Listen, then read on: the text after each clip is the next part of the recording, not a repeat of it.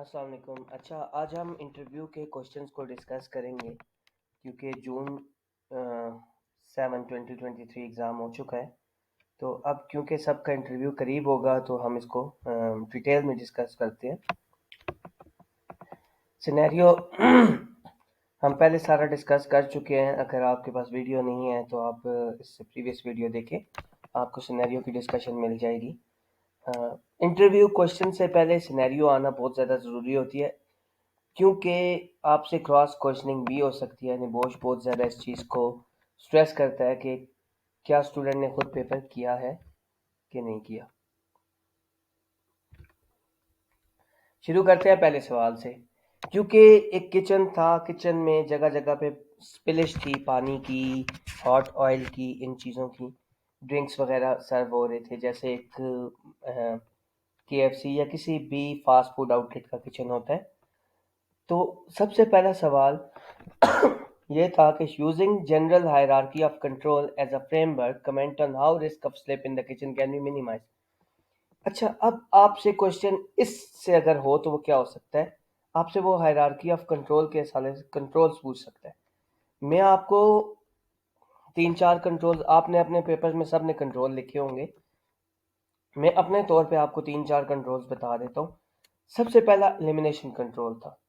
Elimination control मतलब कि hazard ही eliminate हो जाए, वो पूरी तरह एक पॉसिबल कंट्रोल नहीं था, सिवाय इसके कि आपका वो काम ख़त्म हो जाए, कि किचन रीडिज़ाइन हो जाए। एलिमिनेशन कंट्रोल आप अगर कहें तो आप कहें किचन रीडिज़ाइन हो, वॉशिंग के लिए अलग जगह हो, ड्रिंक्स के लिए अलग सेक्शन हो, हर चीज़ का अलग सेक्शन हो, सेक्शन में एंटी स्लिप अच्छी क्वालिटी की रबर फ्लोरिंग हो जहाँ पे ज़्यादा स्पिलेज का चांस था। अगर ये हो एलिमिनेशन कंट्रोल है। सब्स्टिट्यूशन कंट्रोल हमारे पास ये हो सकता है कि एंटी स्लिप मैटिंग, जैसी मस्जिदों में वजू वाली जगह पे होती है, मैट एक पड़ा होता है, वो एंटी स्लिप होता है, उस पर आप स्लिप नहीं होते, आपके शू की ग्रिप, पाँव की ग्रिप अच्छी होती है, वो सब्स्टिट्यूशन कंट्रोल है। और क्या कंट्रोल है? और ये कि टाइल्स जो है उनको रिप्लेस किया जाए एंटी स्लिप मटेरियल वाली टाइल्स के साथ, जैसे हमारे पास सेरामिक रफ टाइल्स होती हैं, ऐसी टाइल्स के साथ रिप्लेस किया जाए। एडमिनिस्ट्रेटिव कंट्रोल क्या है कि वर्कर्स को ट्रेनिंग दी जाए, वर्कर्स को PPE यूज़ करने का तरीका सिखाया जाए, हैजर्ड्स देखने का तरीका बताया जाए कि हैजर्ड्स को देखना कैसे है। और एडमिनिस्ट्रेशन में ट्रेनिंग्स वगैरह आ जाती हैं, या फिर साइनेज वगैरह जो डिस्प्ले होता है, ये सब कुछ एडमिनिस्ट्रेटिव कंट्रोल का हिस्सा होगा। आखिर में PPEs में and properly gripped anti slip shoes provide करना PPE है, या फिर वो जो शू कवर ऑलरेडी दे रहे थे वो सब एम्प्लॉयज़ के पास अवेलेबल हों और इसको इंश्योर किया जाए प्रॉपर सुपरविजन हो। रिस्क वैल्यूएशन जिसको नहीं आती वो तो समझना मुश्किल है, लेकिन आपसे वो अगर पूछे, इससे क्वेश्चन बन क्या सकता है लाइकली और सिवियरिटी के हिसाब से कि आपने ये रेटिंग क्यों दी, मतलब आपने क्यों कहा कि ये वेरी हाई रिस्क है। क्योंकि फ्लोर बहुत ज़्यादा स्लिपरी था, बहुत ज़्यादा स्लिपरी होने की वजह से फ्लोर पे जगह जगह स्पिलेजेस थी, और ये चांस, लाइकलीहुड कहते हैं चांस, गिरने का इम्कान क्या है। अब देखें, रिस्क तो हर जगह है। एक बड़ी तारें आपके ऊपर से गुजर रही हैं, करंट लगने का खतरा तो है, लेकिन वो कब है? जब आप तारों के करीब जाएंगे, तारों से टच करेंगे, वो होता है चांस। अब जमीन से तारों का हाथ लगाना चांस जीरो है। तो आपकी सिवियरिटी, बेशक सिवियरिटी कहते हैं कॉन्सीक्वेंस, कि अगर तारों को कोई हाथ लगाएगा तो उसको कितना शदीद हाई पोटेंशियल वायर से करंट लगेगा। लेकिन सिवियरिटी बेशक एग्जिस्ट करती हो, अगर चांस ही नहीं है आपके वहाँ तारों के टच करने का, तो आपका रिस्क जो होता है वो नीचे आ जाता है, क्योंकि वो मल्टीप्लाई होता है, लाइकलीहुड मल्टीप्लाई होता है सिवियरिटी के साथ। उसका रिजल्ट ये देखें, ये 1 × 1 है, 1 × 2 2 है, या ऐसे 1 × 2, लेकिन ये जब 3 × 2 होता है या 3 × 3 होता है, तब रिस्क जाके हमारे पास मीडियम से हाई के दरमियान हो जाता है। तो यहाँ पे लाइकलीहुड या चांस गिरने का क्यों ज़्यादा था? क्योंकि स्पिलेजेस वगैरह थी, सब कुछ था, तो हमने कह दिया कि ये 2 है या 3 है, जिसने जो भी कहा। फॉर एग्जांपल मैंने 3 कह दिया। सेवेरिटी गिरने से क्या होगी? वो 2 होगी, क्योंकि फर्स्ट एड इंजरीज या मेजर इंजरीज भी हो सकती है, 3 भी कह दें आप, तो ये 3 × 3 9 हो जाएगा। टाइल्स रिप्लेस करने से ये कैसे रिड्यूस होता है? क्योंकि गिरने का चांस आपका जो यहाँ पे था 3 पे था, अब वो आ गया यहाँ पे, या फॉर एग्जांपल यहाँ पे आ गया। आपने बहुत अच्छी एंटी स्लिप फ्लोरिंग कर लिया, पानी गिरता भी है, सब कुछ होता है, लेकिन चांस आपका रिड्यूस हो गया। चांस 1 हो गया, सिवियरिटी 3 भी रहे तो 1 × 3 3 होता है और 1 into 3 फॉल करेगा यहाँ पे, तो ये लो से थोड़ा सा हाई है, मीडियम, तो इसलिए हम कहेंगे रिस्क एक्सेप्टेबल हो गया है। पहले क्यों नहीं था? क्योंकि स्पिलेजेस ज़्यादा थे, टाइल जो थी स्लिपरी थी, पुरानी थी। अब जब टाइल रिप्लेस हुई, सब कुछ नया हो गया, तो हमारा रिस्क कंट्रोल हो गया।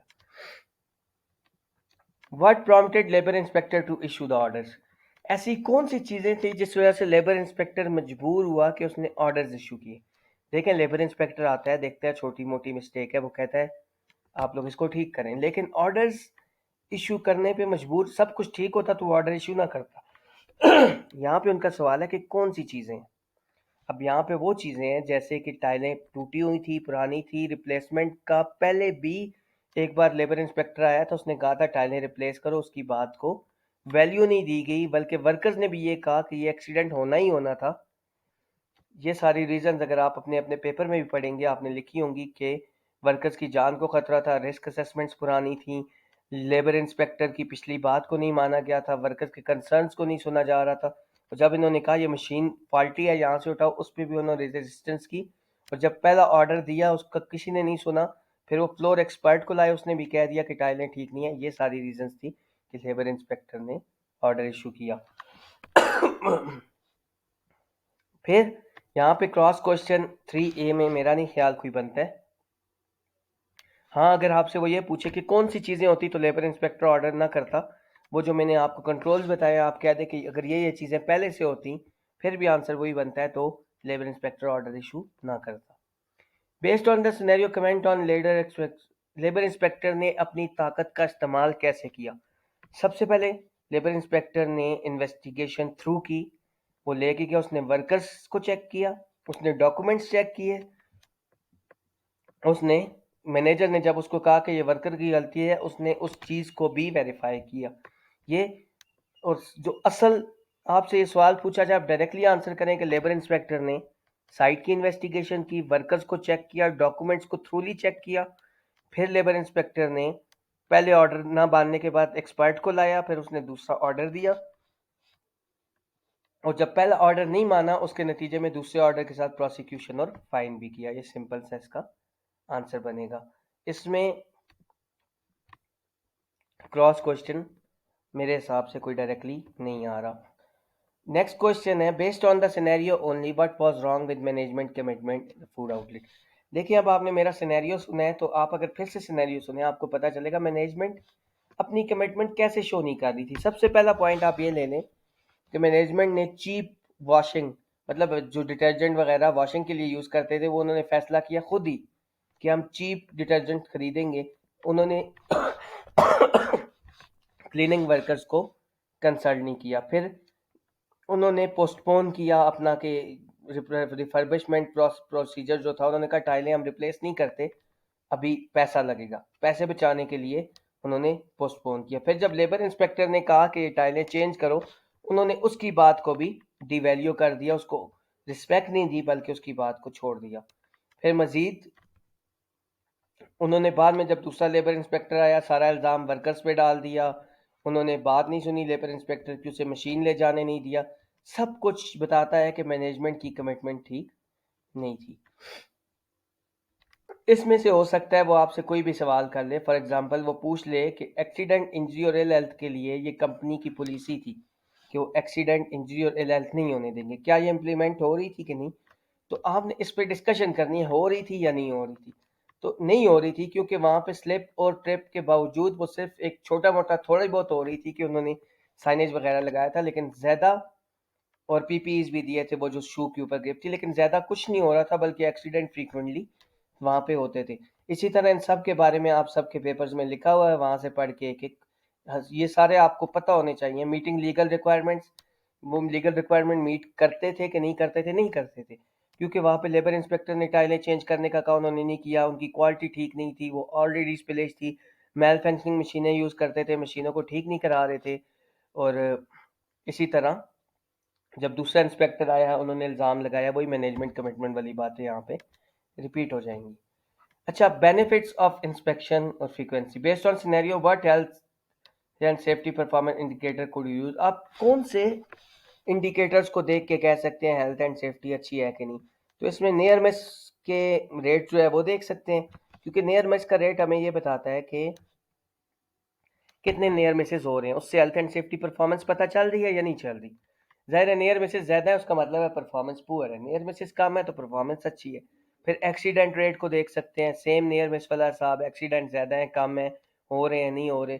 फिर ट्रेनिंग रिकॉर्ड्स देख सकते हैं, फिर ट्रेनिंग्स की फ्रिक्वेंसी देख सकते हैं, इस तरह जो आपके पेपर में लिखे हैं आप एक बार उनको रीड आउट कर लें। 6B लास्ट क्वेश्चन है, बेनिफिट्स क्या है हेल्थ एंड सेफ्टी इंस्पेक्शन का फूड आउटलेट पे। देखिए, इंस्पेक्शन होगी तो सबसे पहले हैजर्ड्स का पता चलेगा, हैजर्ड्स पता चलेंगे तो हम उन्हें अवॉइड कर देंगे, अवॉइड करेंगे तो हमारे पास फाइनेंशियल फ़ायदा होगा, लीगल फ़ायदा होगा, जो लीगल मॉरल और फाइनेंशियल आर्गूमेंट आपने पढ़े हैं। फिर आप पहले से हैजर्ड्स के लिए इकदाम कर सकते हैं इंस्पेक्शन के ज़रिए, ज़ाहिर बात है। इंस्पेक्शन से वर्कर्स का बिहेवियर आप स्टडी कर सकते हैं, उसको इम्प्रूव किया जा सकता है कि वर्कर सेफली बिहेव करते हैं नहीं करते, और अगर नहीं करते उसके पीछे क्या रीज़न है और हमें क्या इम्प्लीमेंट करना चाहिए। इसी तरह इंस्पेक्शन हमें work place hazard, risk, workers का बिहेवियर, उनकी मॉरल वैल्यूज़, इसी तरह हमने जो 10-12 चीज़ें लिखी हैं एग्ज़ाम में, ये 13-14 चीज़ें लिखी हैं, आप उसमें से 4-5 चीज़ें याद कर लें। अगर वो आपसे सवाल उल्टा करता है, वो ये कहता है अगर इंस्पेक्शंस नहीं होती तो क्या होगा, फिर आपने कहना है रिस्क बढ़ेंगे, एक्सीडेंट बढ़ेंगे, नियर मिसेस बढ़ेंगे, लीगल कंप्लाइंस नहीं होगा, आपके पीछे हेल्थ एंड सेफ्टी की इन्फोर्समेंट अथॉरिटीज़ आपके पीछे आएंगी। ये सारी चीज़ें आपने डिस्कस कर देनी है। ये सारे क्वेश्चन थे, किसी भी क्वेश्चन में कोई क्रॉस क्वेश्चन डायरेक्टली नज़र नहीं आ रहा कि जो हो सकता है। मैं फिर भी देखता हूँ, अगर इसमें से आपसे कुछ पूछा भी तो वो पॉजिटिव या नेगेटिव इंडिकेटर्स पूछ सकते हैं। खैर वो क्वेश्चन का ऐसा नहीं है, इसलिए उसकी भी पॉसिबिलिटी नहीं है। तो यहाँ पे इस वीडियो क्वेश्चन मैंने सारे एक्सप्लेन कर दिए, आप लोग सारे अपना दिया हुआ एग्ज़ाम अच्छी तरह प्रिपेयर करें, क्योंकि जो इंटरव्यू होता है उसके पास आपका एग्ज़ाम होता है, वो कोई भी पॉइंट उठा के आपसे पूछ सकता है कि इस पॉइंट का क्या मतलब है। तो वैसे अगर सीधा क्वेश्चन करें तो आप सीधे 2-3 पॉइंट्स बता देंगे, लेकिन अगर क्रॉस क्वेश्चन में जाएं तो फिर आपने उस पॉइंट का मतलब एक्सप्लेन करना है, और मतलब एक्सप्लेन करने से पहले आपको क्वेश्चन समझ आएगा तो आप मतलब अच्छे से एक्सप्लेन कर सकेंगे। क्वेश्चन खास तौर पे लाइक्लीहुड, सेवेरिटी इंडेक्स, मैट्रिक्स, ये चीज़ें मैंने आपको अच्छी तरह समझा दी हैं। फिर भी आपकी कोई क्वेरी हो तो आप नीचे कमेंट्स कर सकते हैं, और हम आपकी क्वेरी का जवाब ऑन फर्स्ट प्रायोरिटी देंगे। थैंक यू सो मच, अल्लाह हाफिज़।